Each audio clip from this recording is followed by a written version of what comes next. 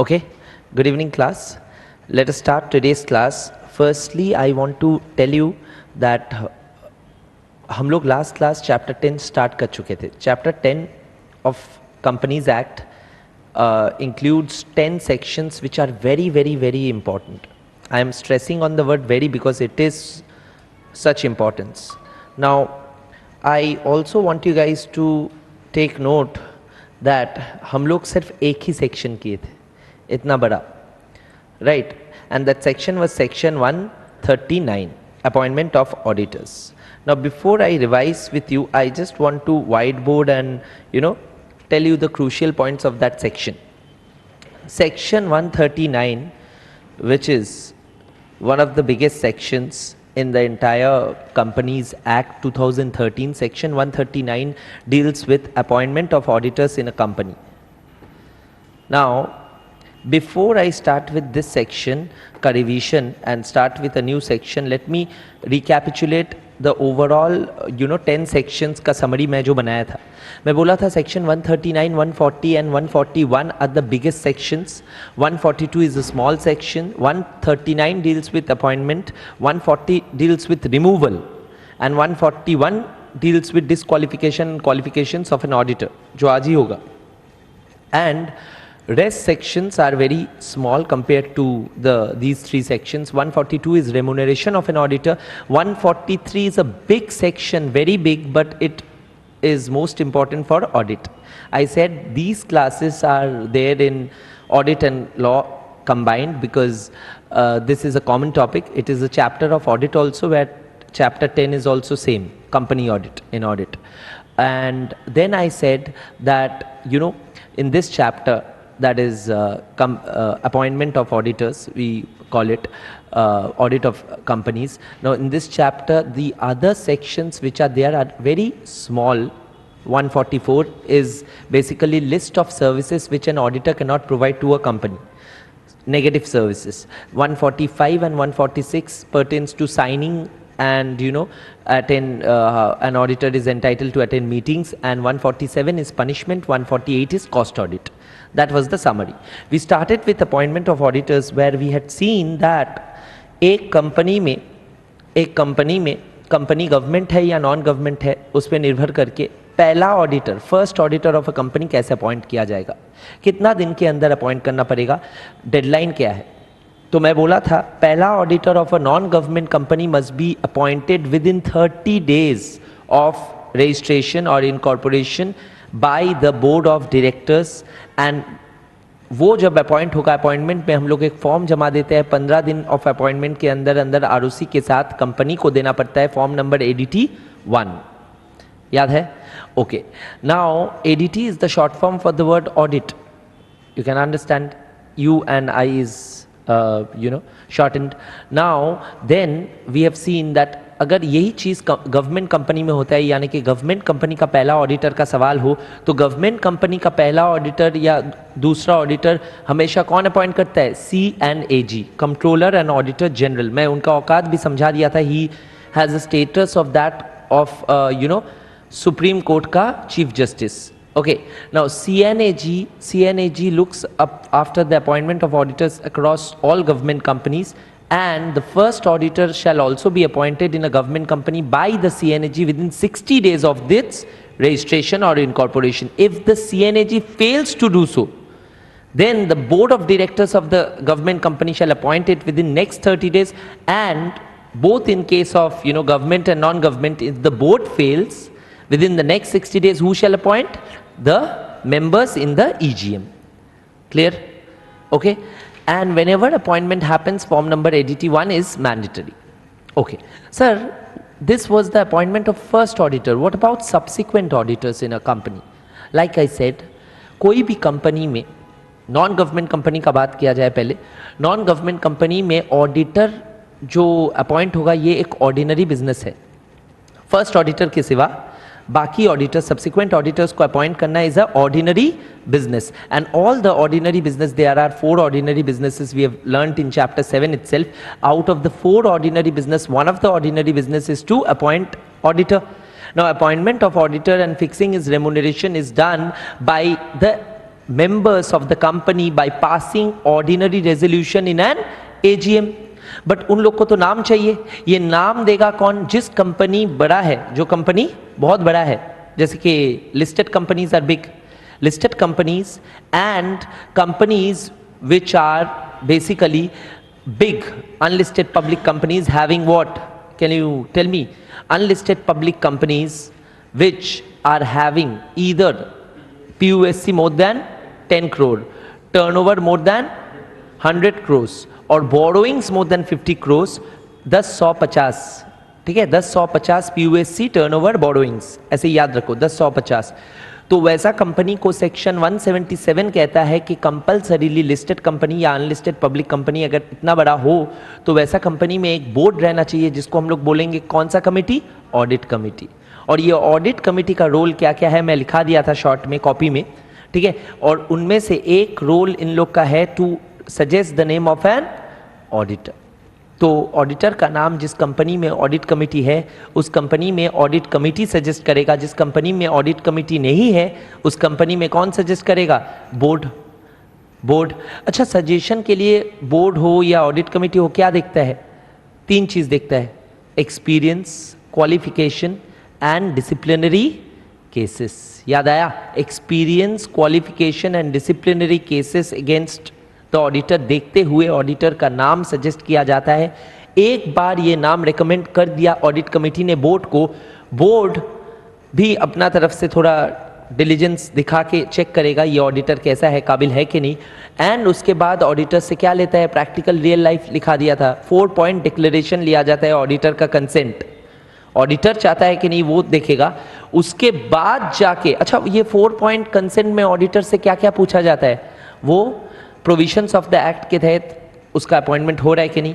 Number 2, ceiling limit के अंदर है कि नहीं. याद है सीलिंग लिमिट? हर बड़ा कंपनी का 20 बड़ा कंपनी का ऑडिट एक ऑडिटर कर सकता है. हम लोग बात करेंगे, डिस्क्वालिफिकेशन सेक्शन 141 का पार्ट है वो सीलिंग लिमिट. अच्छा सर, और हम लोग देखेंगे, और हम लोग 2 चीज़ बोले थे. एक है डिसिप्लिनरी केसेस, वो बोलेगा, और एक चीज़ था, वेरी गुड, वो डिस्क्वालिफाइड है कि नहीं, सेक्शन 141 का बाकी प्रोविजंस. ओके, तो ये 4 डिक्लेरेशन के बाद ऑडिटर का नाम एजीएम में उछाला जाता है और एजीएम में ओआर पास करके उसको अपॉइंट किया जाता है. उसका अपॉइंटमेंट का 15 दिन के अंदर ADT1 वापस जमा दिया जाता है. याद आया पूरा? ओके. फिर गवर्नमेंट कंपनी का सब्सिक्वेंट ऑडिटर्स कैसे अपॉइंट होता है सर? अच्छा, गवर्नमेंट कंपनी का सब्सिक्वेंट ऑडिटर्स कुछ अलग तरीके से फॉर्म होता है. गवर्नमेंट कंपनी में ऑडिटर का टेनियर, अच्छा, फर्स्ट ऑडिटर का टेनियर या टर्म कितना होगा? Till the conclusion of the next AGM, first AGM.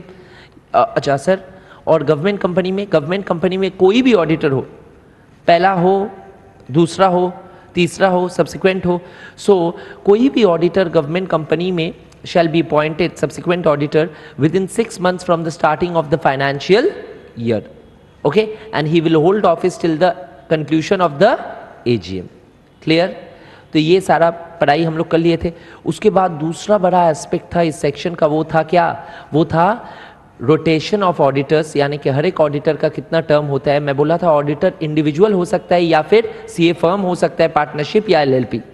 हाँ या ना?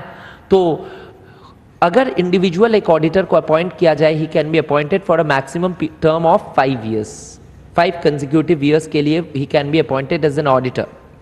That is he will hold office from the first AGM on which he is being appointed till the conclusion of the 6th AGM. First plus 5 कितना होता है? 6th. तो 6th AGM तक वो he will hold office. अच्छा sir, अगर term of 5 years के लिए होता है तो इंडिविजुअल 5 साल बाद क्या करेगा? उसको मिनिमम 5 साल रुकना पड़ेगा वापस लौट के आने से पहले. वापस लौटने से पहले 5 years of cooling period will be invoked, and this is an amendment which was not there in the previous company law. It is a new provision which has been inserted in section 139 in the new Companies Act. यानी कि companies act 1956 में ऐसा कोई cooling period नहीं था और ये independence को हर्ट कर रहा था. इसमें ऑडिट गलत हो रहा था, रिलेशनशिप रिश्ता बन जा रहा था ऑडिटर और क्लाइंट का. तो अभी तो डरेगा ऑडिटर, 5 साल के लिए छोड़ेगा तो 5 साल में उस लोग का गंदगी पकड़ा जाएगा. हाँ है ना? अच्छा सर, ये अगर फर्म या एलएलपी हो तो बड़ा है. फर्म एंड एलएलपी के लिए बोला गया है कि 2 consecutive terms of 5 years, यानी कि 10 साल के लिए इफेक्टिवली एक ऑडिटर रह सकता है, बट उसके बाद भी उसको 5 साल के लिए छोड़ना पड़ेगा. क्लियर है? ओके सर, क्या पहले छोड़ देने से 5 साल ही कूलिंग पीरियड है? हाँ, तुम 5 साल के पहले ही छोड़ दो तब भी 5 साल रुकना पड़ेगा, 5 साल कंप्लीट करके छोड़ो तब भी 5 साल रुकना पड़ेगा. क्लियर है? अच्छा सर, क्या सेम ऑडिटर दूसरा फर्म ज्वाइन करके अपॉइंट हो सकता है? नहीं. ये सारा नेटवर्क ऑफ फर्म्स का फंडा, ये सारा मैं पढ़ा चुका था. उसके बाद the third important aspect of this section which I had covered was filling up of casual vacancy. Recall the word casual vacancy. मैं बोला था कैजुअल वैकेंसी का मतलब, मैं बोला था casual vacancy, vacancy means what? The office is vacated, office खाली हो गया ऑडिटर का, auditor is no more in office. ठीक है. अच्छा, ये कैजुअल वैकेंसी कैसे कैसे हो सकता है? DDDR, D for disqualification, D for dissolution, D for death and R for resignation. तो ये चारों में से कोई भी एक केस अगर हो तो वो केस माना जाएगा as casual vacancy. Non government company के लिए DDD is always what? Involuntary. It is involuntary, कोई करवा नहीं रहा है, खुद से हो रहा है. और R is always voluntary. तो जो इनवॉलेंटरी एक्शन है वो मामूली माना जा रहा है, पेटी माना जा रहा है. उसके लिए कानून बोल रहा है कि इनवॉलेंटरी यानी कि DDD, कोई भी एक D की वजह से अगर कैजुअल वैकेंसी होता है नॉन गवर्नमेंट कंपनी में तो वो वैकेंसी को फिलअप करने के लिए तरकीब क्या है? तरकीब is to board within 30 days of such casual vacancy fill up कर देगा, and such an auditor will hold office till the conclusion of the next AGM. And after that we had learned that अगर government company में same casual vacancy होता है, वो DDD हो या RE हो, दोनों में ही मतलब हर केस में कैजुअल वैकेंसी कौन भरेगा? CNAG. Within 30 days, if the CNAG fails, then the board within next 30 days. अच्छा sir, resignation in non government company में अगर ऑडिटर दिया तो फिर रेजिग्नेशन से अगर कैजुअल वैकेंसी होता है तो वो कैजुअल वैकेंसी कैसे भरा जाएगा नॉन गवर्नमेंट कंपनी में? सेम तरीके से 30 दिन के अंदर बोर्ड भर देगा.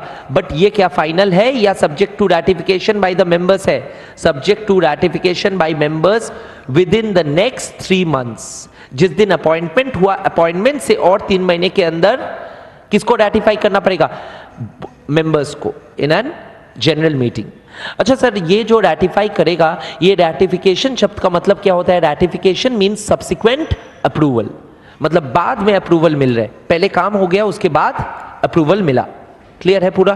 तो ये था अपना appointment of auditors and filling up of casual vacancy. Filling up of casual vacancy resignation वाला केस में मैं और एक चीज समझाया था, याद है सबको? ऑडिटर का एक काम है, फॉर्म नंबर ADT 3 30 दिन फ्रॉम रेजिग्नेशन के अंदर जमा देना है. किसके पास? आरओसी के पास। सिर्फ आरओसी नहीं, कंपनी को भी देना पड़ेगा, और अगर गवर्नमेंट कंपनी में हो रहा है तो कंपनी को और आरओसी को और सीएनएजी को भी देना पड़ेगा। ये बोल के मैं ख़त्म किया था। पूरा चीज़ दिमाग में है। That's very important because this is one of the most important sections in your practical life also when you become a CA और अ सीएस एंड अभी भी। क्लियर है? ओके, सेक्शन 140 चालू करता हूँ। Another big section after revision. So today we are doing Companies Act 2013 का section 140 which deals with removal of auditors. Firstly, I will do a whiteboarding जैसे मैं करता हूँ, उसके बाद पीपीटी का कंटेंट शेयर किया जाएगा और हम लोग देखेंगे। We'll cover everything. Okay? Now, removal यानी कि ऑडिटर अपॉइंट होने के बाद कैसे हट सकता है, मैं बता दूं। एक ऑडिटर 3 तरीके से रिमूव या हट सकता है, 3 तरीके से। Apart from resignation which is also a type of removal, yes और नो। रेजिग्नेशन का जो फंडा था वो तो हम लोग डिस्कस कर चुके, तो रेजिग्नेशन वाला फंडा अभी और डिस्कस नहीं करेंगे। रेजिग्नेशन वाला funda we are not discussing any more because I had discussed. Resignation में क्या करना पड़ता है, रेजिग्नेशन में ऑडिटर को एडीटी 3 जाके जमा देना पड़ता है 30 दिन के अंदर, और filling up of casual vacancy उसका कैसे होगा वो तो सेक्शन 139 बोल ही दिया, हाँ है ना। तो रिमूवल और रेजिग्नेशन में क्या कुछ फर्क है? हाँ, रेजिग्नेशन ऑडिटर कर रहे हैं, रिमूवल कौन कर रहे हैं? कंपनी। बात समझ में आ रहा है? तो हम लोग रिमूवल में फोकस करते हैं, रेजिग्नेशन तो कर लिए, ठीक है। अब रिमूवल में क्या क्या है सर, थोड़ा बताइए आराम से। हाँ, रिमूवल 3 तरीके से हो सकता है, मैं लिख दिया। सेक्शन 140 बोल रहे हैं 3 तरीका। एक है, number 1 is removal removal before an AGM, removal before an AGM.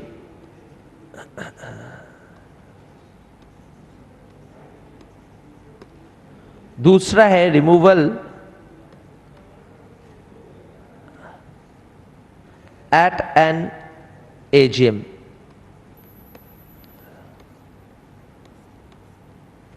ठीक है, क्लियर है? रिमूवल एट एन एजीएम या removal before an AGM. The third is removal by NCLT. The third is removal by NCLT. Okay, so these 3 are the cases of removal of an auditor. Auditor को remove करने के लिए 3 तरीके से आप remove कर सकते हो। बिफोर एन एजीएम, एजीएम के पहले ही उसको हटा दो, कोई कारण से कॉन्फ्लिक्ट हुआ मैनेजमेंट के साथ, कोई वैलिड रीजन है, सॉलिड ग्राउंड है जिससे कि ऑडिटर को रिमूव करना पड़ सकता है, तो कैसे करोगे, लीगल रास्ता क्या है वो हम लोग सीखेंगे। दूसरा, एजीएम में जाके तुमको इस ऑडिटर के साथ कंटिन्यूइंग रिलेशनशिप नहीं रखना है तो कैसे रिमूव करोगे। तीसरा, रिमूवल बाय एनसीएलटी। एनसीएलटी और रिमूवल एट एन एजीएम बाद में डिस्कस करेंगे, सीरियली मूव करते हैं। तो पहला वाला है रिमूवल बिफोर एन एजीएम। अच्छा बोलो, मेरे को बताओ, एजीएम के पहले रिमूव करना चाहते हो तो ये तो बहुत ही बड़ा चीज़ है गवर्नमेंट के लिए और कानून के लिए। क्यों, सोचो कभी। क्योंकि एजीएम में मेंबर्स आएगा, मेंबर्स के सामने रिमूव करना और मेंबर्स को ना बुला के ही पहले ही रिमूव करना, दो अलग चीज़ हो गया ना। तो this is a special case ना out of all 3 cases, because this has to be special and this has to be looked after and this has to be closely looked into by the law, taken into consideration by the law, because this is a case where you can deprive the members and take some decision, crucial decision like removing an auditor रातों रात AGM के पहले, हाँ है ना। तो removal before an AGM का provision बहुत ही सख्त है। वो लोग बोल रहे हैं कि पहले बोर्ड मीटिंग बुला के board of directors shall decide what are the grounds for removing an auditor and why an auditor shall be removed. Board resolution का मतलब है बोर्ड ऑफ डायरेक्टर्स मिलके तय करेगा और रेजोल्यूशन पास करेगा बोर्ड मीटिंग में कि हाँ ऑडिटर को हटाया जाए। तो first step is to have a board meeting and after calling of the board meeting passing a board resolution at the board meeting to remove the auditor. That is not enough. There are 3 things which are to be done. 1, 2, 3. Let me tell you. Board meeting के बाद आपको central government का approval लेना पड़ेगा। किसका approval? CG, मतलब MCA. तो CG का अप्रूवल लगेगा। सीजी अप्रूवल मतलब देखिए कितना टफ कर दिया। नहीं तो कोई भी ऑडिटर से मैनेजमेंट का थोड़ा भी कुछ डिफरेंस इन ओपिनियन हो, मैनेजमेंट सीधा ऑडिटर को हटा देगा। तो ये तो इंडिपेंडेंस को हर्ट करेगा ऑडिटर का। इसीलिए इतना मतलब अच्छे से सेक्शन 140 को सजाया गया है। पहला बोला बोर्ड रेजोल्यूशन तो आसान है, डायरेक्टर लोग तो बोल ही देगा। दूसरा बोला सीजी का अप्रूवल ले आओ, सीजी का अप्रूवल ले आओ सेंट्रल गवर्नमेंट का। तीसरा चीज बोला अगर ये दो हो जाता है तो शेयर होल्डर्स को बुला के स्पेशल रेजोल्यूशन पास करो, तब जाके तुम रिमूव कर पाओगे। स्पेशल रेजोल्यूशन का मतलब हम लोग चैप्टर 7 में पढ़ चुके थे, when votes in favour is greater than equal to 3 times the votes against. Okay, so that means you have to pass a special resolution at the end, and prior to that you have to do these 2 steps, then only you will be able to remove an auditor of a company before its AGM। मतलब उसका tenure के पहले ही उसका office से उसको निकाला जाएगा। कैसे? ये 3 चीज साथ में होने से, ठीक है। अच्छा, ये सीजी का अप्रूवल का कोई फॉर्म होना चाहिए ना? हाँ, form number ADT 2। The form required is form number ADT 2। तो समझ में आ रहा है? Form number ADT 1 appointment of auditors, form number ADT 3 resignation of auditors, form number ADT 2 is removal of auditor before N AGM। CG का approval clear है? दिमाग में पूरा मैप की तरह बैठ रहा है? हाँ सर, अब बताइए ये जो स्पेशल रेजोल्यूशन है ना, ये स्पेशल रेजोल्यूशन के पहले सीजी का अप्रूवल, इसका कोई डेडलाइन है क्या?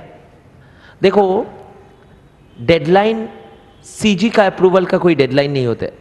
गवर्नमेंट को तुम डेडलाइन कैसे दोगे? गवर्नमेंट तो साक्षात वैसा भगवान माना जा रहा है यहाँ पे लॉ में, तो गवर्नमेंट को कोई डेडलाइन ही नहीं दिया वो लोग। बाकी का डेडलाइन है, मतलब ये जो बोर्ड रेजोल्यूशन से कितना दिन के अंदर सीजी का अप्रूवल के लिए जाना पड़ेगा, और सीजी का अप्रूवल मिलने के बाद स्पेशल रेजोल्यूशन किसके अंदर पास करना पड़ेगा। These 2 has deadlines, but CG कब कितना दिन के अंदर तुमको अप्रूवल देगा तुम ADT 2 भरने के बाद, इसका कोई डेडलाइन नहीं है। क्लियर है? क्लियर है? 30 days and 60 days is the deadline. So I'll write it. Prior to that you need to just be sure कि क्या पढ़ रहे हैं हम लोग पढ़ रहे हैं removal of an auditor. Resignation तो हम लोग देख लिए, रिमूवल बिफोर एन AGM हो सकता है, रिमूवल एट एन AGM हो सकता है।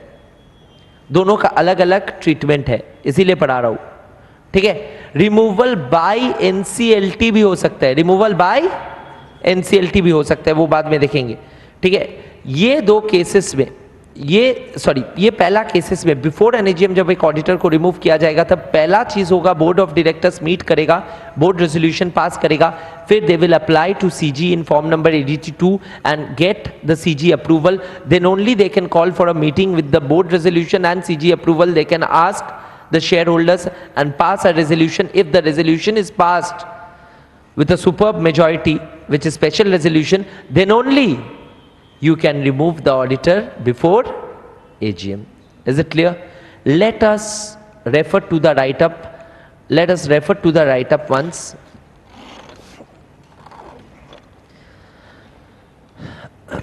Okay, section 139 और नहीं देख रहे, हम लोग देख चुके थे।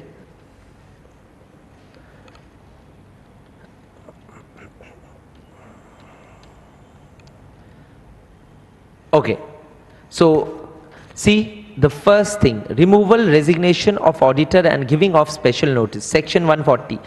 ये section का heading कुछ अजीब लग रहा है सर, आप तो रिमूवल ऑफ ऑडिटर लिखिए, ये लोग रिमूवल लिखा, रेजिग्नेशन लिखा एंड स्पेशल नोटिस लिखा। स्पेशल नोटिस सेक्शन 115 में हम लोग पढ़े थे, चैप्टर 7 में। मैं याद दिलाऊंगा, पूरा याद आ जाएगा क्योंकि 7 के बाद ही 10 कर रहे, ज़्यादा दिन नहीं हुआ, ठीक है। बट तुम लोग को क्यों ये हेडिंग दिया गया है, after teaching you the second type of removal, removal 3 तरह का मैं बोल दिया आसानी से। सेकेंड टाइप ऑफ रिमूवल यानी कि रिमूवल एट एन एजीएम करने के बाद तुम लोग को समझ में आएगा इसका नाम। अच्छा, इसका नाम में रिमूवल एंड रेजिग्नेशन क्यों दिया हुआ है ये तो समझ गए, removal before an AGM and resignation. Special notice क्यों दिया गया है वो सेकेंड टाइप ऑफ रिमूवल समझाने के बाद समझोगे। क्लियर है? अभी स्टेप्स देखते हैं। ये स्टेप्स मत देखो, ये बोल रहे हैं कि special notice is receive from director member for removal of auditor. Board meeting पहले होगा, तो बोर्ड मीटिंग में क्या होगा, ये रिजॉल्व किया जाएगा कि ऑडिटर को हटाया जाए और सीजी को अप्लाई किया जाए। देखो लिखा गया है ब्रैकेट में, to decide the above and then authorising filing of application to CG.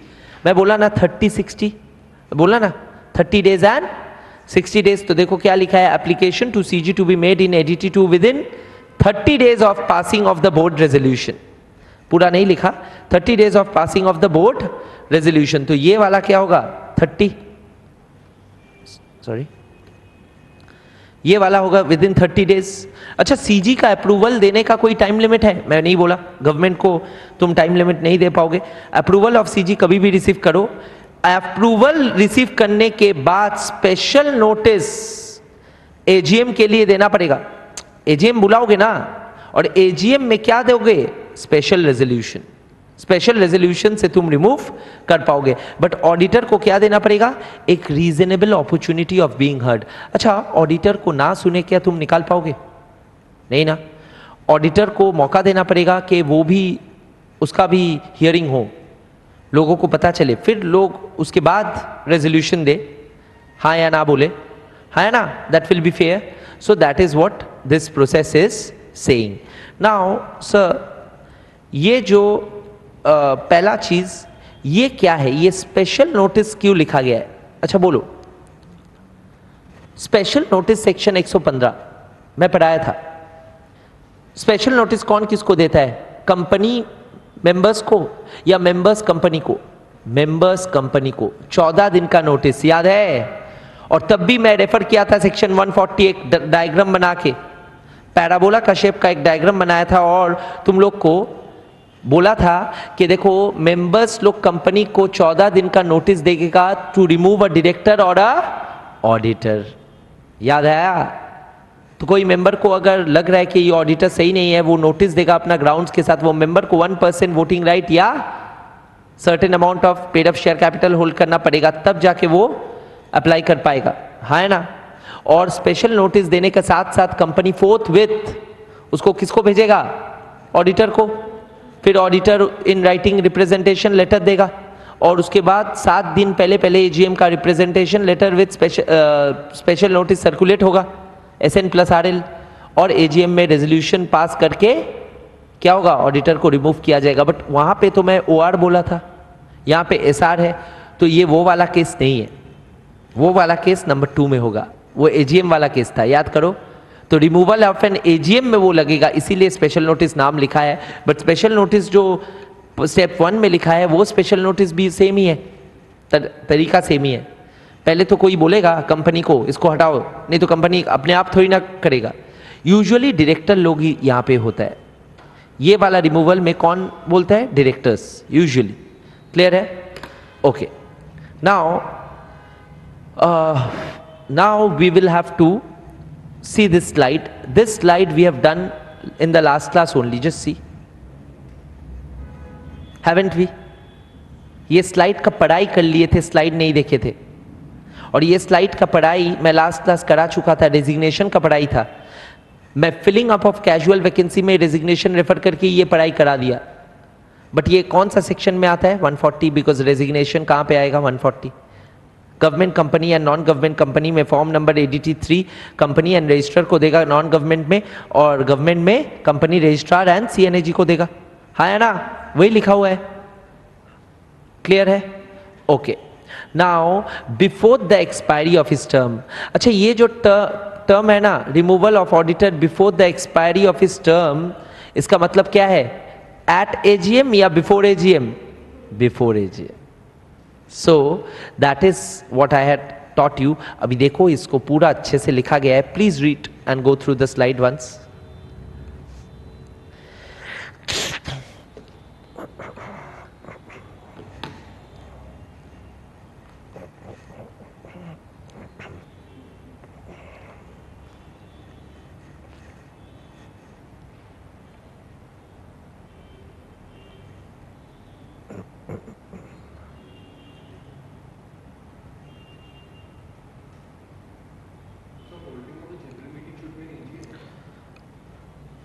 No. General meeting are of two types, EGM and AGM.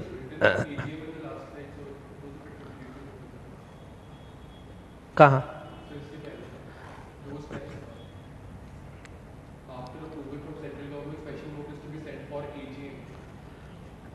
ये वाला, ये पूरा मतलब this is encompassing the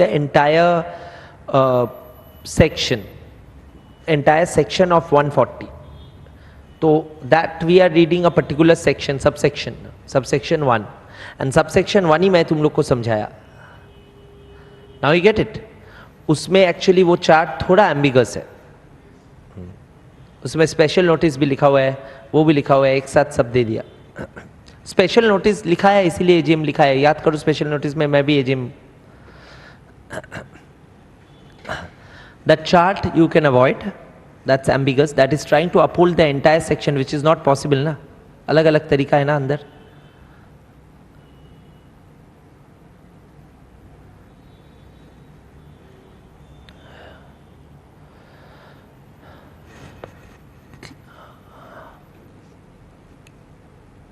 Okay, this slide is exactly what I taught you in class and I made it.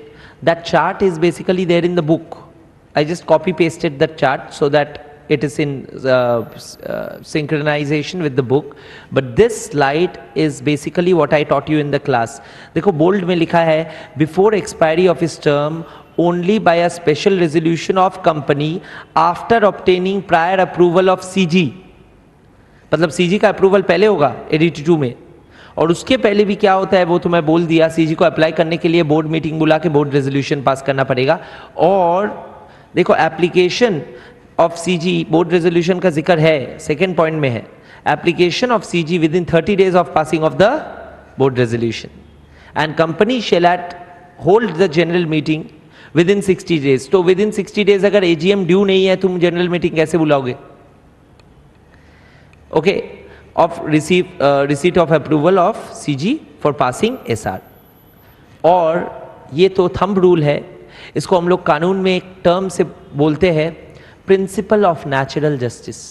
What is principle of natural justice? It's written in the constitution.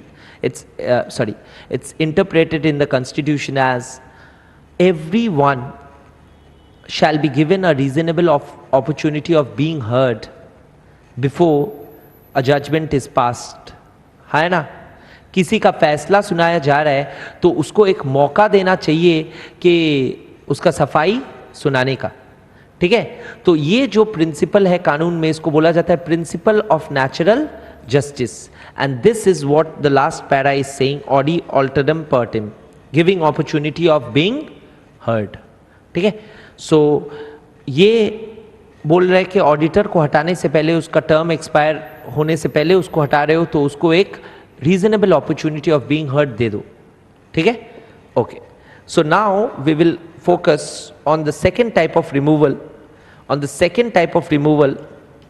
which is 140 subsection 4 and which is in our board ये वाला removal at an AGM.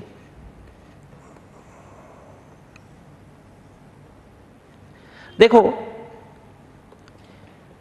ये तो AGM में removal का बात बोल दिया.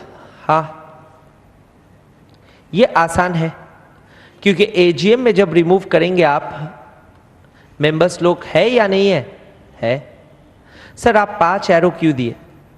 बता रहा हूं. And auditor actually 6th arrow भी होगा, 6th एरो का कलर दूसरा होगा भले ही. अच्छा बोलो, एक ऑडिटर को अपॉइंट किया गया ये ब्लैक में, so this is his first AGM with the company, can I से?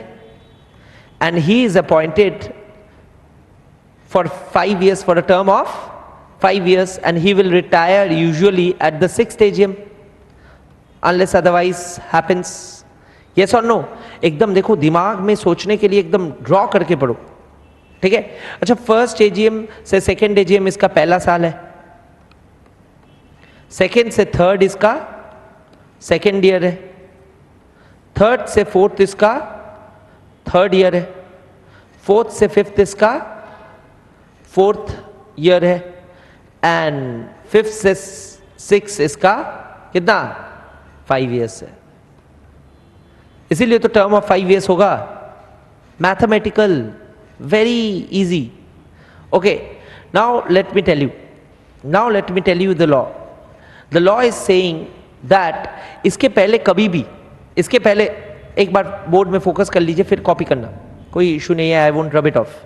इसके पहले कभी भी उसको अगर आप रिमूव करना चाहते हो, यानी कि यहाँ पे, यानी कि यहाँ पे, यानी कि इस बीच, कोई भी दो एजीएम के बीच अगर बिफोर, तो फिर ये वाला अप्लाई करना, रिमूवल बिफोर एन एजीएम. हाँ है ना? रिमूवल बिफोर एन एजीएम का मतलब क्या है? आप एजीएम में रिमूव करोगे या एजीएम के बीचों बीच, दोनों एजीएम के बीच कोई भी इंटरिम पीरियड में आप रिमूव करोगे. हाँ है ना? Removal before an AGM. Okay, but if you want to remove him at the red spots, यानी कि सेकेंड एजीएम या थर्ड एजीएम, अच्छा फर्स्ट एजीएम में उसको रिमूव करोगे? फर्स्ट क्या बात कर रहे हो, एट पॉइंट करके रिमूव कर दोगे. ठीक है, फिफ्थ या सिक्स्थ मत बोलना, सिक्स में तो वो ऐसे ही रिटायर कर जाएगा. हाँ, इलॉजिकल हो जाएगा. Unless he can be once again reappointed if he is a firm और अ एलएलपी. 2 कंसेक्यूटिव टर्म्स मिलेगा ना, बट एक टर्म 5 साल का ही होगा. क्लियर है? तो ये सब फंडा क्लियर रहना चाहिए. अब ध्यान से सुनना, मेरा सवाल कुछ और है. तो ये फोर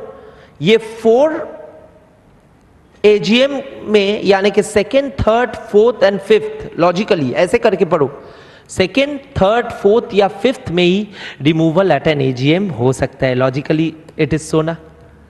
है ना? एंड वो रिमूवल कैसे होगा वही अभी हम लोग पढ़ेंगे. क्लियर हुआ? Mentally, in order to imagine things, you need to draw certain things, and this is the drawing which will help you conclude what we are looking at. Are you getting me?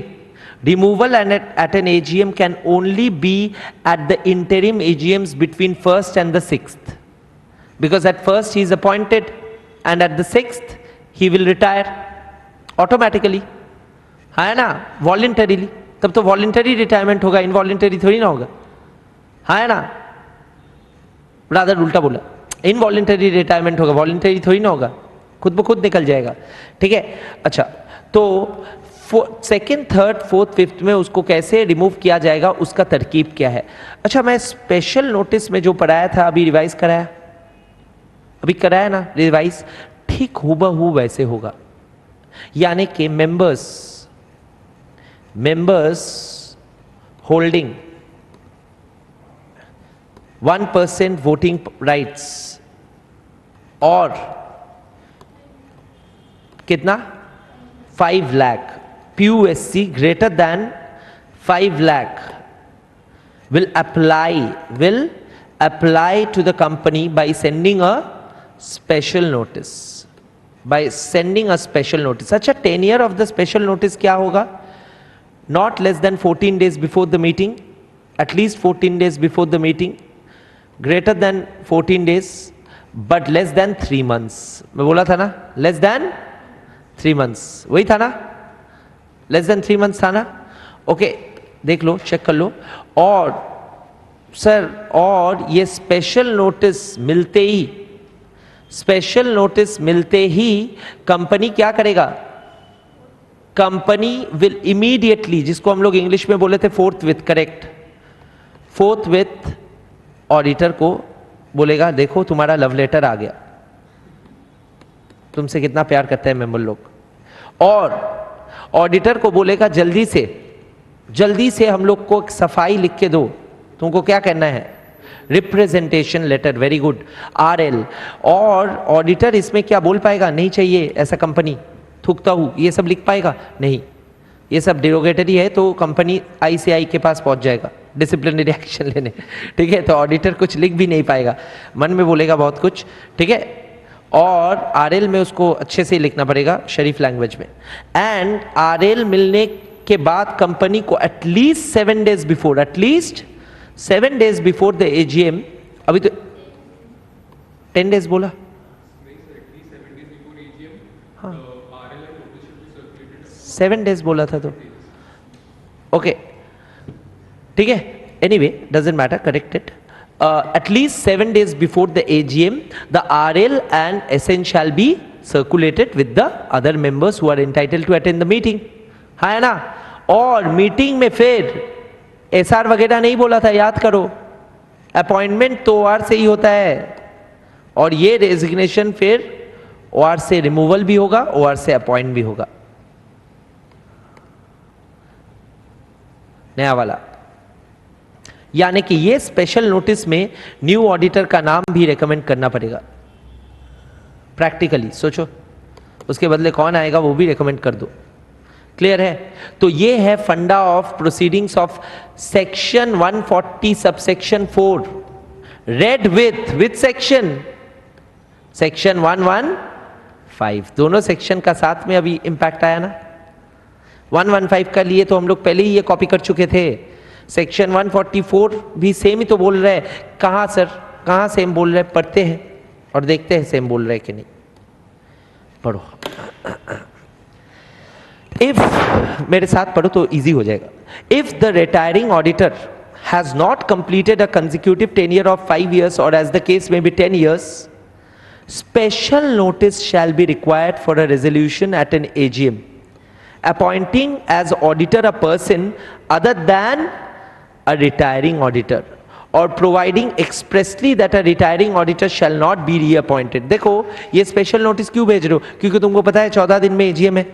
तुमको पता है कि वही auditor वापस अगर appoint हो जाए तो दिक्कत होगा, वही ऑडिटर कंटिन्यू करे तो दिक्कत होगा. कोई एक ग्राउंड तुमको मिला है तो तुम कंपनी को वो ग्राउंड लिख के बोले हो कि देखो ये नया ऑडिटर है, इसको अपॉइंट करो, उसको हटा दो.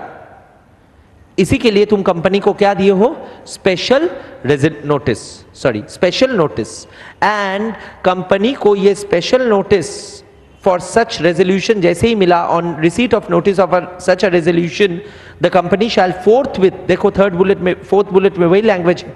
forthwith मतलब immediately send a copy thereof to the retiring auditor.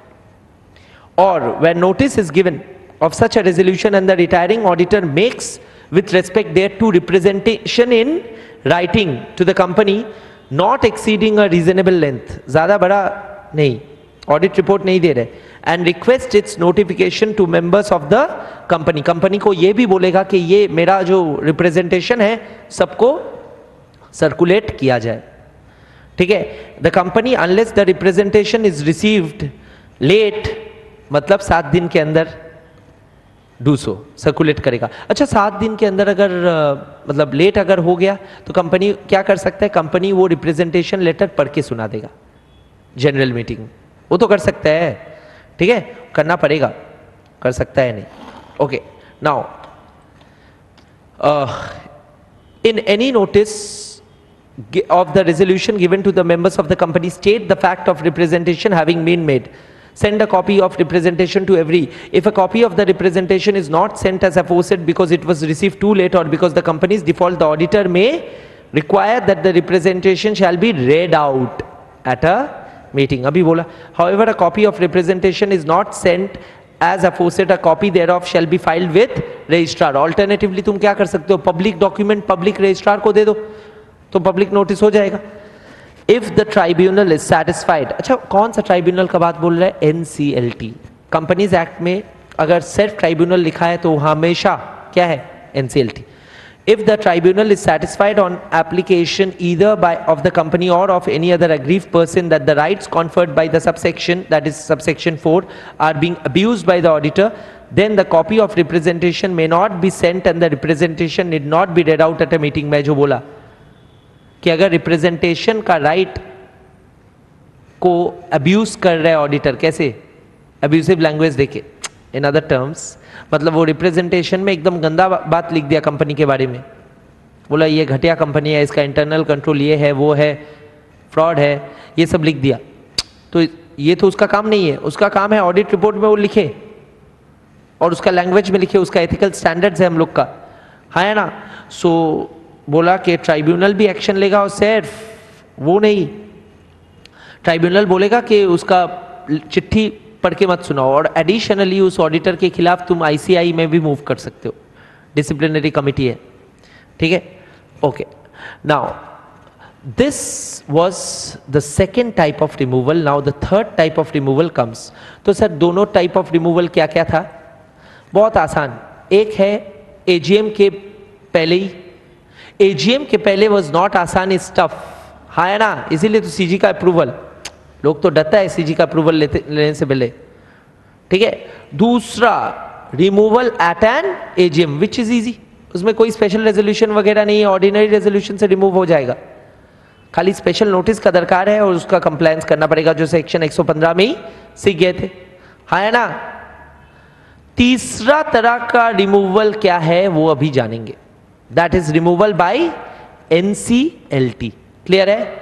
Removal by NCLT. इसका व्हाइट बोर्डिंग पहले हो, उसके बाद हम लोग सीखेंगे. You want to copy something?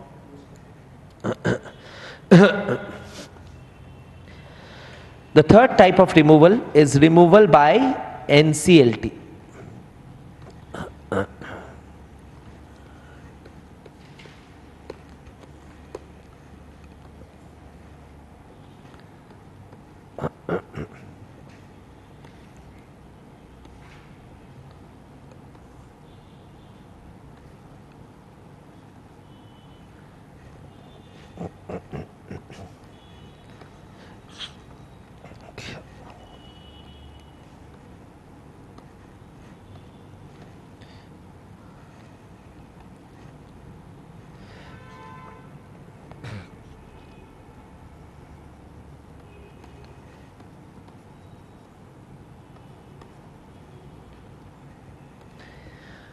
NCLT on application by members या others या फिर खुद से suo motu 1 2 3 सीरियली भी कर सकते हो. मैं ऐसे किया, others को पहले रखा.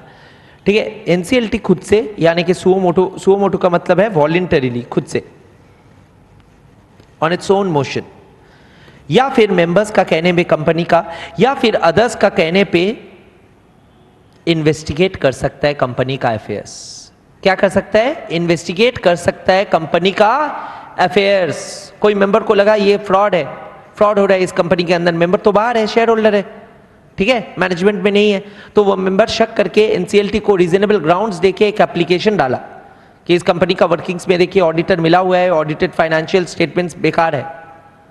तो NCLT on receiving application by members, it will institute and start investigation, and on investigation and after investigation, if it finds the auditor guilty of colluding with the management, guilty of colluding with the management, इसका मतलब है मिलावट, मिलीभगत, sorry मिलीभगत, collusion. ठीक है, मतलब दोनों हाथ मिला के फ्रॉड कर रहे. the NCLT may on investigation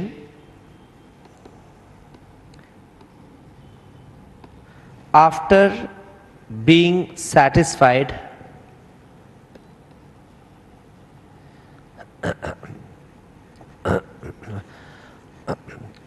में नहीं होगा, में बाद में होगा. on investigation after being satisfied or after investigation being satisfied that the auditor has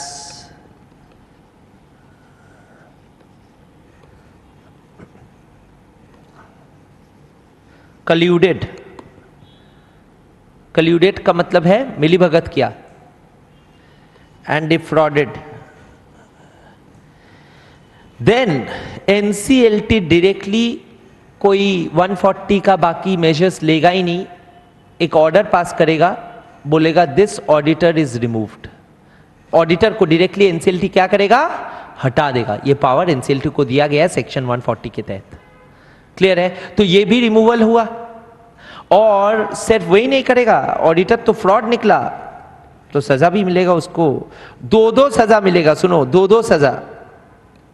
एक सजा है कि ब्लैक में दोनों सजा लिखेंगे, पहले रिमूवल लिख लू, रिमूव द ऑडिटर इमीडिएटली, और 2 सजा देगा. सजा ब्लैक में मैं लिख रहा हूं. नंबर 1 सजा, 5 years global ban of the firm. 5 years global ban of the firm. अगर इंडिविजुअल है तो प्रोप्राइटरशिप फर्म, अगर पार्टनरशिप है तो पार्टनरशिप फर्म, और अगर एलएलपी है तो एलएलपी फर्म. ग्लोबल बैन का मतलब है वो लोग कोई भी ऑडिट नहीं कर पाएगा. They will stand disqualified. Disqualification. Okay, they will be band. अभी कुछ दिन पहले तुम लोग न्यूज़पेपर में या कहीं भी सुने थे ना, पीडब्ल्यूसी सत्यम का केस में 2 साल हो सकता है ऐसा. SEBI. There are many things. I will talk about the frauds in the audit classes when you see, you'll see. ठीक है. There are many such cases. Company नहीं, it was an audit firm only. Arthur Andersen. So yeah. So firstly ये कानून के साथ उसका संपर्क है, मतलब ये कानून नया है, वो तो 2001 का केस है. सो और वो भी यूएस का. सो the idea is 5 years global ban हो जाएगा इंडिया में, ऐसा बोल रहे हैं कि अभी डरेगा ना ऑडिटर चोरी करते हुए, है ना. ओके, दूसरा सजा क्या है सर? दूसरा सजा इज लाइक अ बहुत ही हाईफाई सजा है. सेक्शन 447 ऑफ कंपनीज एक्ट लग जाएगा. सर ये भी तो सीए फाइनल का चीज़ है. हाँ, मैं कहाँ बोल रहा हूँ सीए इंटर का चीज़ है, बट सीए इंटर में लगेगा बहुत जगह. तो अभी आज सिखा दूंगा तो बाद में कभी भी लगे तुम लोग भूलोगे नहीं. सेक्शन 447 बोलता है पनिशमेंट फॉर फ्रॉड. मैं इजी करके पढ़ा रहा हूँ इसलिए लिख रहा हूँ ऐसा. Punishment for fraud. फ्रॉड के लिए पनिशमेंट कंपनीज एक्ट में सेक्शन 447 बोल दिया. और इसमें क्या बोला पता है सजा क्या है? 6 months to 10 years imprisonment. मतलब मिनिमम 6 महीना अप टू कितना साल हो सकता है? 10 years of rigorous imprisonment. Clear है? अच्छा, इसके बाद नंबर 2 भी बोला. अच्छा, 2 में क्या बोला सर? 2 में बोला 100% to 300% फाइन. सर मतलब पैसा भी देगा, जितना फ्रॉड हुआ उतना अमाउंट का पैसा देगा, या उसका 3 गुना तक फाइन भी देगा, और जेल में भी जाएगा, या इंग्लिश में और जेल जाएगा, कोई एक होगा.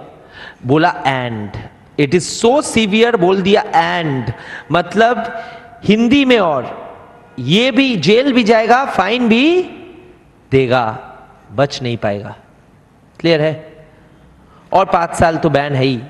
अच्छा, 5 साल जो बैन है, देखो ये उसका फर्म का है, ये उसका फर्म का है, बट ये जो जेल जाएगा ना, जेल फर्म का सारा आदमी नहीं जाएगा, वो जाएगा जो पार्टनर, साइनिंग पार्टनर है वो जाएगा. इसीलिए तो साइनिंग पार्टनर का माथे पे कितना प्रेशर है, इसीलिए तो वो चिल्लाता है. आर्टिकलशिप जब करोगे पता चलेगा. क्लियर है? तो ये है फंडा, ये है फंडा ऑफ एनसीएलटी. कैसे रिमूव करता है ऑडिटर को, और कब और क्यों. बहुत लॉजिकल है. एनसीएलटी को कोई जाके चुगली किया, मतलब कंप्लेन, एंड एनसीएलटी खुद से भी केस देख के खुद से उठा सकता है. कोई कंपनी क्राइसिस में जा रहा है, रिलायंस का छोटा भाई, हाँ मतलब व्हाट आई मीन टू से is mister Anil Ambani, and उनका जो रिलायंस का ग्रुप है वो it is suffering through crisis, is going through crisis. It is much known fact. ठीक है? तो सुओ मोटो ऐसा कंपनीज को वो लोग खुद ही उठा लेते हैं रिव्यू के लिए. अदर्स कोई और भी कंप्लेन कर सकता है, बैंक, क्रेडिटर, है ना, लेंडर. ठीक है? तो एनसीएलटी फिर इन्वेस्टिगेट करेगा. इन्वेस्टिगेट करने के बाद अगर सेटिस्फाई हो गया कि ऑडिटर मिलीभगत किया, तो ऑडिटर को हटा देगा स्ट्रेट. और सिर्फ हटाएगा नहीं, अगर उसके ऊपर बैन भी कर देगा उसको 5 साल. और थर्ड बोला सेक्शन 447 भी लगा देगा. सेक्शन 447 क्या सजा बोलता है? बोलता है कि 6 महीना से मिनिमम 6 महीना जेल जाओगे, और अप टू 10 साल जेल हो सकता है. और उसके साथ साथ 100 गुना, मतलब 100 गुना नहीं, सॉरी, जितना फाइन है उतना अमाउंट या उसका 3 गुना फाइन भरो. 100% to 300%. क्लियर है? पूरा क्लियर है? कॉपी देख पा रहे हो सब लोग? एक स्केल में लाने के लिए छोटा कर दिया. Is it visible? या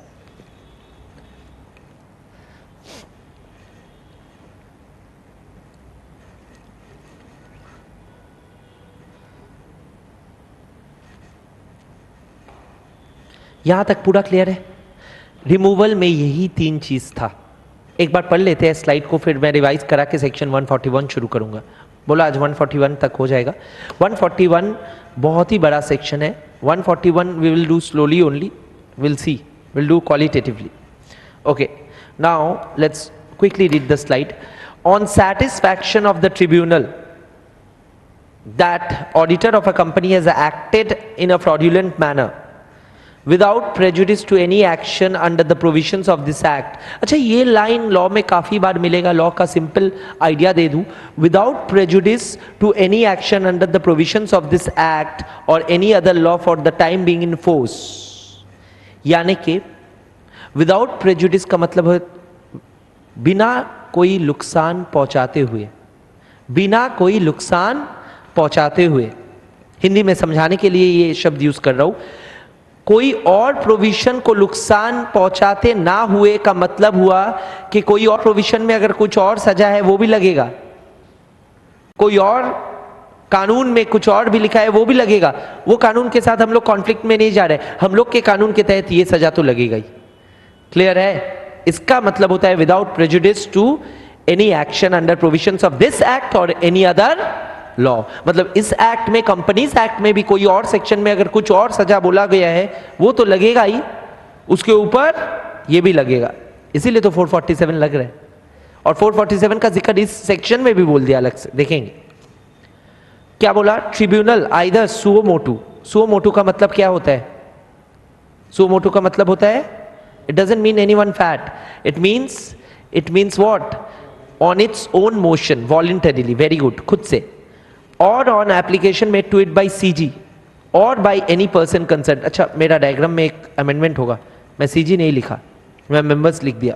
मेंबर्स को काट के सीजी कर दो, डायग्राम को एकदम फाइन ट्यून रखो। सॉरी,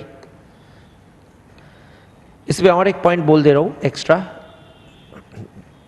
अच्छा, सीजी जब अप्लाई करेगा ना एनसीएलटी को एक्शन और जल्दी लेना पड़ेगा। सीजी इंपॉर्टेंट है, ये दोनों इंपॉर्टेंट नहीं है, इसलिए रेड में लिखा।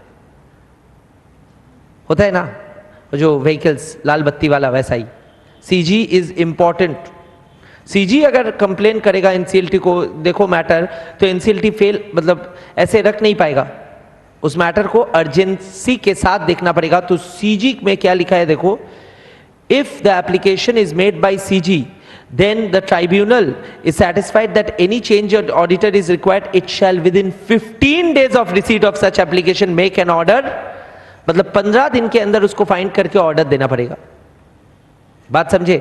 बाकी लोग अप्लाई करेगा तो ठीक है, वही बोल रहे, बट सीजी अप्लाई करेगा तो जल्दी से जल्दी। कितना जल्दी? 15 दिन। ठीक है, ऑब्जेक्टिव के लिए ये सब इंपॉर्टेंट हो सकता है। ठीक है, अच्छा, make an order that he shall not function as an auditor. Auditor को हटाने का ऑर्डर के बाद बोला गया है कितना दिन के अंदर? 15 दिन के अंदर। अगर सीजी ऑर्डर किया, बाकी लोग अगर कोई भी ऑर्डर किया, अगर खुद से किया, कोई टाइमलाइन नहीं है ना? ओके, फिर ineligibility of the auditor to be appointed. मैं क्या बोला? Global ban. ग्लोबल बैन को ये लोग क्या बोल रहे हैं? इन एलिजिबिलिटी ऑफ द ऑडिटर, हाँ है ना? एन ऑडिटर वेदर इंडिविजुअल और फर्म अगेंस्ट हुम, मैं बोला ना फर्म ही पूरा बैन हो जाएगा। Whether individually or firm against whom the final order has been passed by tribunal under this section shall not be eligible to be appointed as an auditor of any company for a period of, clear है? Clear है? From the date of passing of order, and the auditor shall also be liable for action under section, clear है? और 447 क्या है? अभी परेशान नहीं होंगे क्योंकि मैं लिखा दिया अलग से, हाँ है ना? क्लियर है? हाँ, firm will be banned for 5 years. No, they can open other firms. That is what happened.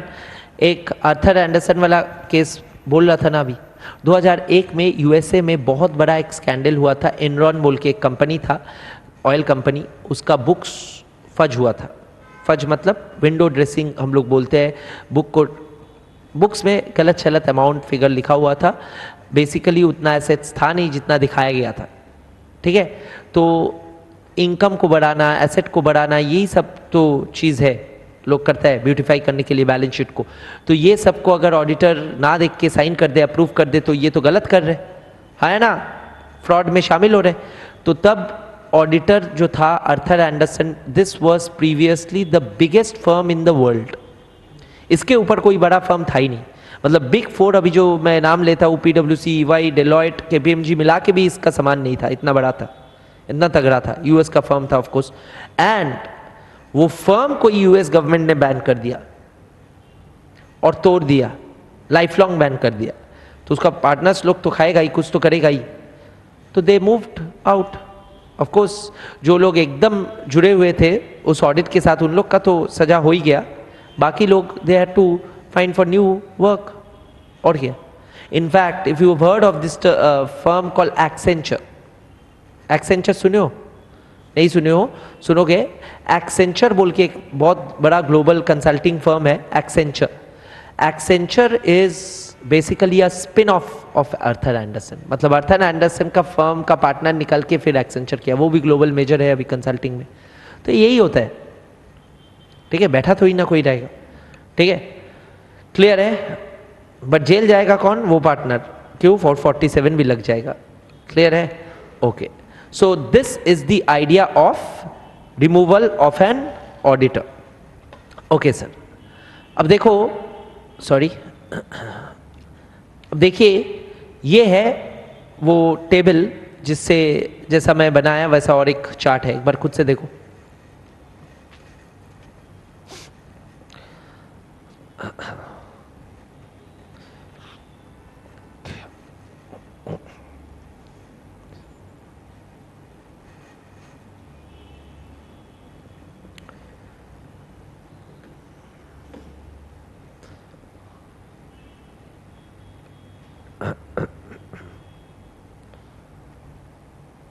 Is it clear?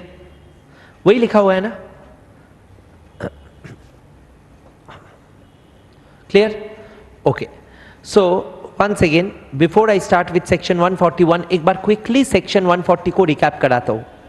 मैं बोला ऑडिटर को रिमूव करने का 3 तरीका है। नंबर 1, ऑडिटर को एजीएम के पहले ही रिमूव कर दो, बट इसमें तो दिक्कत यह है कि मेंबर लोग को पता नहीं रहेगा, रातों रात ऑडिटर चेंज हो जाएगा, इसमें तो बहुत बड़ा रिस्क है, हाँ है ना।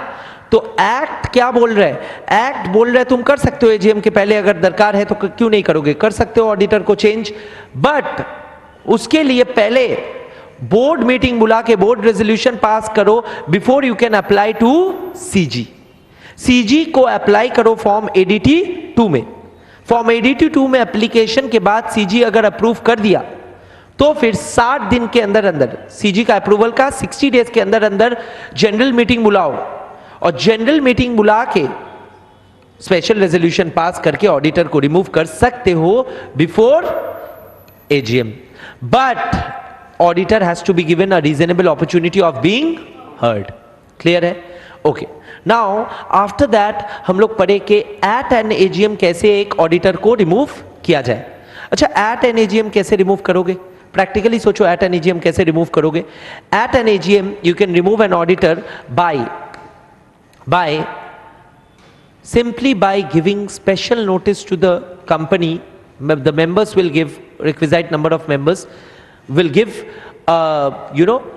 special notice to the company, telling the company, urging the company to remove such an auditor and appoint someone else in his place. हाँ है ना। और ये कौन कौन सा एजीएम में हो सकता है, ये बुक नहीं बोलेगा, ये तो इंटरप्रिटेशन है। 2nd, 3rd, 4th या 5th, 2nd, 3rd, 4th, 5th, 5 में से 4, ठीक है ना।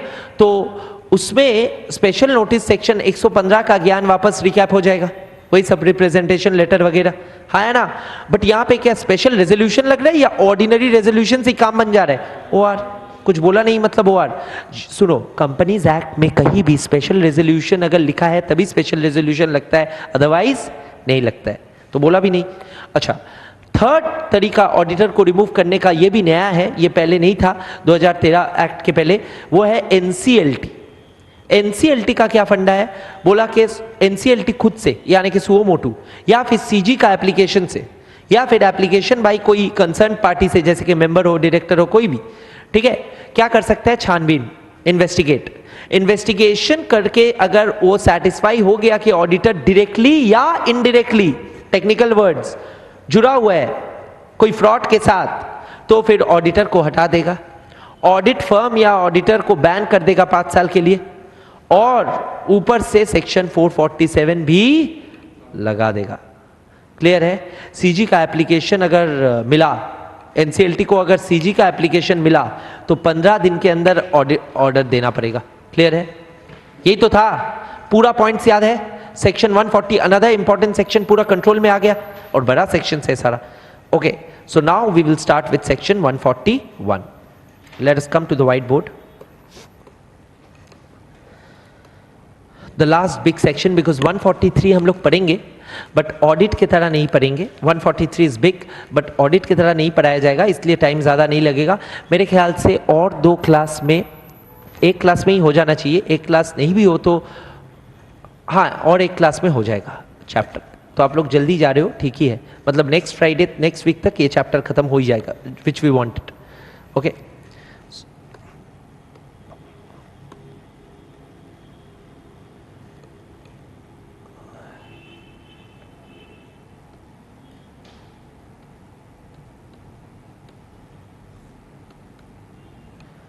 सेक्शन 141।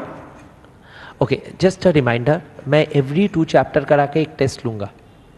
तो चैप्टर 10 नेक्स्ट वीक खत्म होगा। चैप्टर 10 जैसे ही नेक्स्ट वीक खत्म होगा, बी प्रिपेयर्ड, मतलब नेक्स्ट वीक आप लोग घर में पढ़ लेना। मंडे और वेडनेसडे जो छुट्टी भी मिल रहा है उसको यूटिलाइज करना, घर में 2-2 घंटा लॉ पढ़ लेना उसी टाइम में, मतलब एक्स्ट्रा टाइम निकालना नहीं पड़ेगा, वही बोल रहा हूँ, ठीक है? और वैसे पढ़ना एग्जाम लायक, चैप्टर 7 का हर चीज़, चैप्टर 10 का जितना पढ़ाया उतना।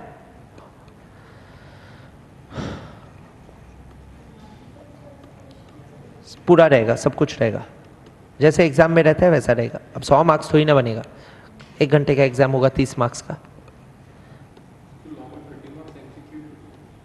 हाँ, बट 2 चैप्टर में थोड़ी ना 30 मार्क्स आएगा। हाँ, लॉ, ऑडिट, टैक्स भी, इसका भी मेरे ख्याल से, सॉरी क्या नाम है, EISSM, sorry.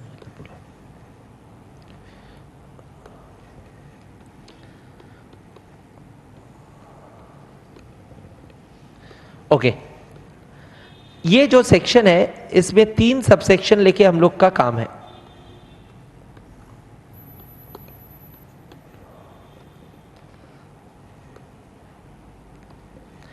Subsection 1, 141 subsection 2 and सबसे important 141 subsection 3, most important.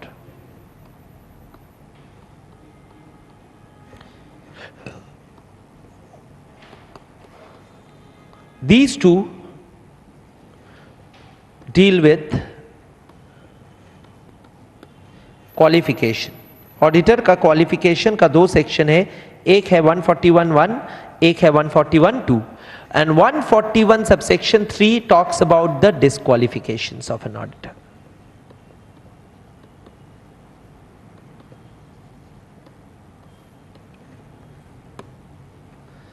Okay, is it clear? ये एक synopsis of the section, summary of the section सोच सकते हो, ठीक है? ओके सर, ऑडिटर का क्या क्वालिफिकेशन चाहिए? कंपनी का स्टैट्यूटरी ऑडिटर, ये ऑडिटर को हम लोग क्या बोलते हैं? Stat audit. इसी को बोला जाता है स्टैट ऑडिट और इसी को बोला जाता है स्टैट्यूटरी ऑडिट। स्टैट्यूटरी का मतलब क्या होता है? Legal, legally appointed auditor of the companies financial statements. तो ये जो स्टैट ऑडिट या स्टैट्यूटरी ऑडिटर, जो ऑडिट में और अच्छे से समझ में आएगा, यही ऑडिटर का क्वालिफिकेशन क्या होना चाहिए? अब ध्यान से सुनना, एक सीए जो है, आप लोग सीए पास कर गए, सीए पास करने के बाद आपको मेंबरशिप के लिए अप्लाई करना पड़ेगा। ये मैं प्रोसेस को अच्छे से समझा रहा हूं जाके दिमाग में पूरा बैठा रहे। मेंबरशिप आपको इंस्टीट्यूट देगा जब देखेगा आप सीए पास ही नहीं किए, सीए पास करने के साथ साथ जो आईटी का जो एडवांस्ड आईटीटी ये वो जो ट्रेनिंग है, मैनेजमेंट का जो ट्रेनिंग है वो सब ले लिए, 3 साल का आर्टिकलशिप कंप्लीट कर लिए, मेंबरशिप फीस दिए, तब जाके आपको मेंबरशिप कार्ड मिलेगा। Membership card, sir membership card क्या होता है? मेंबरशिप कार्ड होता है सीए इंस्टीट्यूट का बनाया हुआ एक कार्ड, जो जिस दिन पास करेंगे अप्लाई करेंगे, अप्लाई करने के बाद वो लोग देगा, वो आपको रख देना पड़ेगा, भले ही वो खराब हो जाए, पुराना हो जाए, रख देना पड़ेगा, ठीक है? This is a membership card. Kind of दूर से दिखाई नहीं दे रहा है शायद, ठीक है। तो मेंबरशिप नंबर यहाँ पे एम्बॉस्ड रहेगा, नाम एम्बॉस्ड रहेगा, ठीक है। मेरा स्टूडेंट जैसा चेहरा था तब। ओके, नाउ ये मेंबरशिप कार्ड मतलब मेंबर आप बन गए सीए का, तो दो तरह का मेंबर आप बन सकते हो। ये जो फॉर्म मिलेगा इसमें आपको लिखना पड़ेगा आप प्रैक्टिस करना चाहते हो या नॉट इन प्रैक्टिस रहना चाहते हो। So a member could be a practicing member of the institute or a non-practicing member. यानी कि सीए बनने के बाद कोई नौकरी करता है। सर आपने क्या किया? मैं आर्टिकलशिप तो बहुत बड़ा फर्म से किया, डीबी देसाई, बट उसके बाद ही बर्जर पेंट्स में इंडस्ट्रियल ट्रेनिंग किया, उसके बाद बर्जर पेंट्स में ही मैं कंटिन्यू किया। They offered me, I was lucky, so I stayed back and नौकरी में आ गया। तो फिर सर इंडस्ट्री, हाँ इंडस्ट्री, तो कुछ सीए इंडस्ट्री में ज्वाइन करता है, ज़्यादातर सीए अभी इंडस्ट्री में ज्वाइन करने की कोशिश करता है, तो दैट इज नौकरी and that is not in practice, not in practice. Sir अभी आप प्रैक्टिसिंग हो? हाँ, आई हैव अ फर्म। तो इंडस्ट्री में नॉट इन प्रैक्टिस लोग जाते हैं, और कुछ सीए होता है in practice, in practice. Sir third arrow फिर क्यों किए? Other, not in industry, not in practice. ऐसा भी होता है ना, सीए बनने के बाद डिग्री रख दिया, मेंबरशिप लिया ही नहीं, फीस नहीं देना है। क्यों? सीए करना ही नहीं है, सीए का कोई काम करना ही नहीं है। सीए पास किया एक जमाने में, पॉलिटिशियन बन गया पीयूष गोयल। सोचो तो अदर करियर्स भी तो है, क्रिकेटर बन गया, म्यूजिशियन बन गया, एक्टर बन गया, कॉमेडियन बन गया, टीचर बन गया। सर कॉमेडियन के बाद टीचर, ठीक है, क्लियर है। तो कुछ भी प्रोफेशन तुम ले सकते हो, नॉट नेसेसरी तुमको सीए बन के ही वो प्रोफेशन में रहना है। बहुत सारा टीचर्स है, बहुत सारा तो नहीं पता, कुछ टीचर्स है जो लोग प्रैक्टिसिंग सीओपी लिया ही नहीं, ठीक है। तो वही, तो इंडस्ट्री में तुम काम कर सकते हो, अदर कुछ भी कर सकते हो, इन प्रैक्टिस भी रह सकते हो। तो जो सीए इन प्रैक्टिस होता है ना, ये वाला, सॉरी अलग कलर करना चाहिए था, सीए इन प्रैक्टिस जो होता है ना, he is qualified to become a auditor, no one else. Clear है? तो कोई भी सीए ऑडिटर नहीं बन पाएगा जो सीए इन प्रैक्टिस है, जो मेंबर सीए इन प्रैक्टिस है एंड जिसके पास सीओपी है। उसके पास क्या होगा? सीओपी। सर आपका दिखाइए, सीओपी थोड़ी ना कार्ड जैसा है, लेके थोड़ी ना घूमता हूं, ठीक है। सीओपी होता है सर्टिफिकेट ऑफ प्रैक्टिस, इतना बड़ा आता है, ठीक है, रिजल्ट जैसा, ठीक है। सर्टिफिकेट ऑफ प्रैक्टिस दिया जाता है, और certificate of practice holder he COP holder को ही बोला जाता है सीए इन प्रैक्टिस, और वो सीए इन प्रैक्टिस ही क्वालिफाइड है to be appointed as an auditor. Clear है? Is it clear? पूरा समझ में आया? सीएस का भी सेम है, सीएमए का भी सेम है, हाँ चीज सेम ही है, but CS CMA can not be appointed as a stat auditor, they can be appointed as cost auditor और सेक्रेटरियल ऑडिटर। क्लियर है? ओके सर, ये है फंडा। हाँ अब सुनो सर, दो सबसेक्शन क्यों दिया? तो बढ़ा दिया नहीं, दो सबसेक्शन में दो बात बोला। अब सुनो क्या बोला। वन बोल रहा है कि अगर इंडिविजुअल सीए इन प्रैक्टिस चाहे तो हो सकता है, टू बोल रहे हैं सीए फर्म या एलएलपी हो सकता है। और फर्म और एलएलपी में, फर्म और एलएलपी का नाम ही ऑडिटर होगा, बट जब साइन करेगा कोई एक पार्टनर करेगा। क्लियर है? समझ में आया? और जो पार्टनर साइन करेगा वो पार्टनर को क्या होना पड़ेगा? CA in practice, COP holder. Now you get it? Once again, either an individual can be appointed as an auditor of the company or a firm can be. So मेरा firm का नाम है दास and Lodha, तो हम लोग जब appoint होते हैं as an auditor, Das and Lodha associates is appointed as an auditor. After that when I sign by my name Shomodipto Das, that is मेरा मेंबरशिप नंबर के साथ वो साइन जाएगा. If my partner signs, her membership number goes. ठीक है? So this is the arrangement and this is how subsection 1 and 2 of section 141 talks about it. Clear? Okay, अभी पढ़ के देखते हैं टू आवर सेटिस्फैक्शन. एक बार पढ़ो.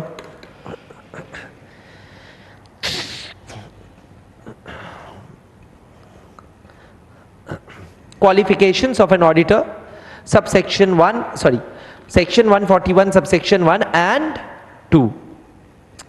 A person shall be eligible to be appointed as an auditor of the company only if, देखो only if, मतलब he must be a CA within the meaning of Chartered Accountants Act 1949. अब CA within the meaning of 1949 में वो दिया हुआ है कि in practice और COP. अच्छा sir, a firm where of majority of partners practising in India, तो बोल दिया यहाँ पे तो अलग से पार्टनर्स प्रैक्टिसिंग इन इंडिया, ठीक है, are qualified for appointment as aforesaid may be appointed by its firm name to be the auditor. But appoint होगा क्या उसका नाम से या फर्म नेम से? फर्म नेम से. वो भी इंपॉर्टेंट पॉइंट है. These are all. Where a firm including LLP is appointed as an auditor of company, only the partners who are chartered accountants are authorized to act and sign. अच्छा, सोचो बोला क्योंकि ये होता नहीं है रियल लाइफ में. मल्टी डिसिप्लिनरी फर्म कभी इंडिया में देखोगे नहीं, और देखोगे भी तो वो लोग ऑडिटर नहीं है. क्यों नहीं है वो बता रहा हूं. इसका भी एक लीगल समस्या है, लीगल ब्लॉकेज है. वो क्या है मैं समझा रहा हूं. इसीलिए ये टर्म बार बार आया एक्ट में, मेजॉरिटी ऑफ पार्टनर्स सीए होना पड़ेगा. बट रियलिटी में जितना भी सीए फर्म है, all partners are CS. There is no partner who is not a CA. Okay, why is it so? Because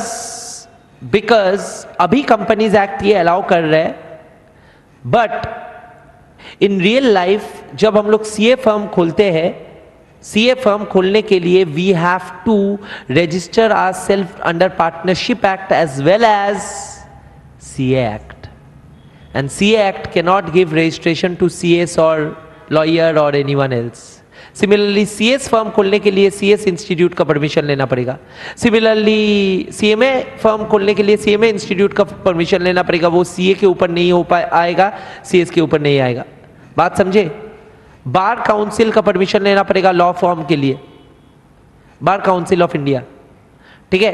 तो इसीलिए just because there is no MOU, memorandum of understanding between all these institutes, there cannot be a multidisciplinary firm. That's the legal blockage.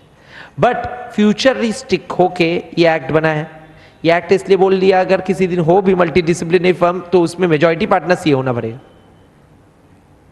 Audit firm बोल के appoint होने के लिए. Clear है? तो होगा ही नहीं वैसा, अभी तो नहीं है. ये बहुत लोग को पता नहीं, तो ऐसे रीडिंग करोगे तो समझ में आएगा कॉन्टेक्स्ट और हिस्ट्री और ज्योग्राफी ऑफ आवर डोमेन, ठीक है. Where a firm including LLP, अच्छा एक्ट एंड साइन कौन करेगा? कोई एक पार्टनर ही करेगा, ऑफ कोर्स, मैं जैसे बोला. Okay, now come to the disqualifications. Now let us start with the last topic of this day, disqualifications. देखते हैं डिस्क्वालिफिकेशंस में पहले ही बता देता हूं टोटल, घबराना मत. 1 2 3 4 एंड वहां पे 9 पॉइंट्स है. दिस इज द एंड, ठीक है. So there are 9 points of disqualification, 1 2 3 4 5 and यहां पे 4, ठीक है. सो 9 डिस्क्वालिफिकेशंस को मैं जब पढ़ाऊंगा, मैं ABCD EFG H ऐसे करके पढ़ाऊंगा या फिर 1 2 3 4 करके पढ़ाऊंगा, चीज एक ही है. ये सब सेक्शन का क्लॉजेस बोल के तुम लोग पढ़ सकते हो. 141(3) का ABCD ऐसे करके, या 141 का 1 2 कुछ भी, ठीक है. So there are 9 disqualifications. जाके याद रहे, नंबर लिखना बहुत आसान कर देता है काम को. 9 disqualifications under section 141 subsection 3.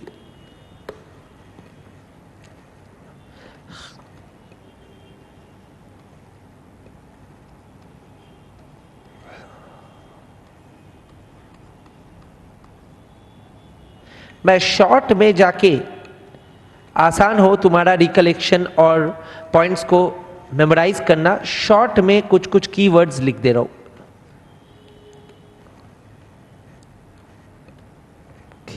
This is a very important topic from audit and law both. Sorry. A से I 9 points. 9th is I. Clear है? Okay. सर पहला वाला आप लिख लिए बॉडी कॉर्पोरेट, फिर दूसरा वाला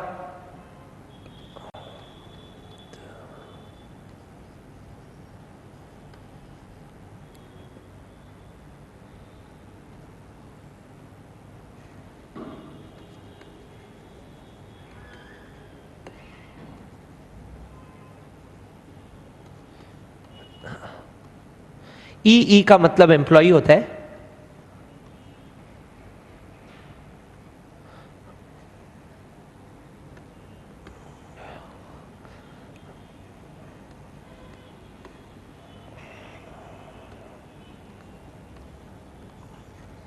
यानी कि पार्टनर और एम्प्लॉय ऑफ एम्प्लॉय और ऑफिसर. ठीक है.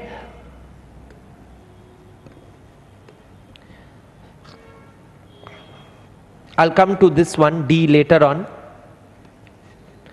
E is business relationship, बड़ा पॉइंट है. FGHI एक एक वर्ड में बहुत लोग नहीं करता है, बट मैं कीवर्ड्स देखो हर जगह बोल्ड करके रखा हूं. बॉडी कॉर्पोरेट, ऑफिसर और employ, person who is partner और ऑफिसर ऑफ पार्टनर और एम्प्लॉय ऑफ ऑफिसर और एम्प्लॉय. फिर ये जो डी है, डी मैं अलग से लिखा था हूँ, इसलिए शॉर्ट में लास्ट में करूँगा समझाने के बाद. फिर बिजनेस रिलेशनशिप, ये देखो बिजनेस रिलेशनशिप भी लिखा हुआ है. ठीक है. फिर जो बाकी 4 पॉइंट है I did not bold. Last 2 points में बोल्ड किया हूँ, मतलब कोई एक पर्टिकुलर वर्ड बोल्ड नहीं किया हूँ, कीवर्ड. तो बाकी 4 में पहला 2 दूसरा 2 ऐसे करके हम लोग पढ़ते हैं. ठीक है. पहला 2 का जो नाम मैं नहीं लिखा उसमें लिखो relative director, relative director KMP लिख लो. बोल्ड नहीं है इसलिए लिखा दे रहा हूं. रिलेटिव नहीं, इन F, इन YF. ओ बिजनेस रिलेशनशिप, हाँ सॉरी, F, इन F राइट डाउन क्या बोला, रिलेटिव डायरेक्टर KMP. इन G write down ceiling limit. G तो आसान है, सीलिंग लिमिट किए थे, बट सीलिंग लिमिट बोल के कोई टर्म नहीं मिलेगा. हाँ है ना, तुम लोग को भी सीलिंग लिमिट नहीं लिखना है as a term. Ceiling limit is a catch phrase. याद है 20 कंपनी के ऊपर बोल रहा था. 20 कंपनी के ऊपर अगर तुम्हारा ऑडिट मतलब नंबर ऑफ ऑडिट चला गया तो तुम डिस्क्वालिफाइड हो जाओगे, इसीलिए डिस्क्वालिफिकेशन में सीलिंग लिमिट भी आता है. ठीक है. और H और I बाकी है. H में लिखो फ्रॉड. देखो लिखा है फ्रॉड. ठीक है. एंड I में लिखो लास्ट, I में लिखो सेक्शन 144. सो I जब पढ़ेंगे I के साथ 144 हो जाएगा. अच्छा 144 क्या था, नेगेटिव सर्विसेज. तुम अगर कोई ऐसा सर्विस प्रोवाइड कर रहे हो क्लाइंट को जिसका सर्विस एज एन ऑडिटर तुमको प्रोवाइड नहीं करना चाहिए, तुम डिस्क्वालिफाइड हो जाओगे ना. हाँ है ना, इसीलिए ये भी डिस्क्वालिफिकेशन में आता है. ठीक है. क्लियर है. अभी एक एक करके सारा देखते हैं. तो सर आप लिखा रहे थे उसमें क्या नाम है व्हाइट बोर्ड में. ओहो हाँ, let's come to the whiteboard. So I had left out D but I had filled up FGHI. ये था 144, ये था fraud, ये था सीलिंग लिमिट, और इसमें तुम लोग को क्या लिखाया, KMP डायरेक्टर रिलेटिव, ऐसा कुछ ना, रिलेटिव डायरेक्टर या KMT अगर है. क्लियर है. सोचो ना, ऑडिटर का रिलेटिव अगर डायरेक्टर या KMP ना कंपनी है, उस कंपनी में वो उसको ऑडिट करना चाहिए नहीं ना. गलत हो जाएगा ना, इसीलिए सीलिंग लिमिट के ऊपर अगर उसका नंबर ऑफ ऑडिट चला गया उसको ऑडिट करना चाहिए नहीं ना, फ्रॉड अगर वो कर लिया तो उसको तो हटना ही चाहिए, इसीलिए तो उसमें भी बोला 140 में भी बोला कि विदाउट प्रेजुडिस, अलग सेक्शन में भी बोल सकते हैं तो बोला। और 144 नेगेटिव लिस्ट ऑफ सर्विसेज अगर वो प्रोवाइड कर रहा है तो ऑडिटर भी रहेगा तो इंडिपेंडेंस हर्ड होगा, हाँ है ना। और नेगेटिव लिस्ट ऑफ सर्विसेज क्या है वो भी हम लोग सीखेंगे, ठीक है, बट उसके पहले 1 2 3 4 तो कराइए, हाँ वो इंपॉर्टेंट है, अभी वही करते हैं, ठीक है। सारा पॉइंट्स हम लोग पढ़ेंगे और पूरा डिस्क्वालिफिकेशन समझ में आ जाएगा। सर डी में क्या है, डी ऐसे लिखो, सीए और हिज पार्टनर और हिज रिलेटिव, रिलेटिव का मीनिंग बता दूंगा, सीए और हिज पार्टनर और रिलेटिव 3 पॉइंट्स, और ये 3 सब पॉइंट है डी का। नंबर 1 है होल्ड्स इंटरेस्ट और security in a company, number 2 indebted to the company, indebtedness, and number 3 is guarantees, guarantee देता है अगर, क्लियर है, फुल क्लियर है। तो ये है 9 list of disqualifications to be appointed as an auditor. अब ये 9 में पहला 3 आज होगा, 4th पॉइंट से मेरे ख्याल से we have to wait till the next class because 4th point is big. ऐसे ये जो पॉइंट्स है ओवरव्यू में करा दिया, हर एक पॉइंट का overview has been given, but we are yet to see the them in detail. So let us see the detail of the first 3. Very important and very crucial, अभी समझ में आएगा। थोड़ा देर पहले एक स्टूडेंट ने, सहज ने आज पूछा कि सर एक कंपनी है जो ऐसे बैन हो गया था, मैं बोला क्यों डाउन कराया, पहला तो टॉपिक का फ्लो में था, दूसरा बात यह है ये उतना इजी नहीं है, कंपनी कभी ऑडिट नहीं करता है, इसीलिए तो बोल दिया डिस्क्वालिफाइड है बॉडी कॉर्पोरेट।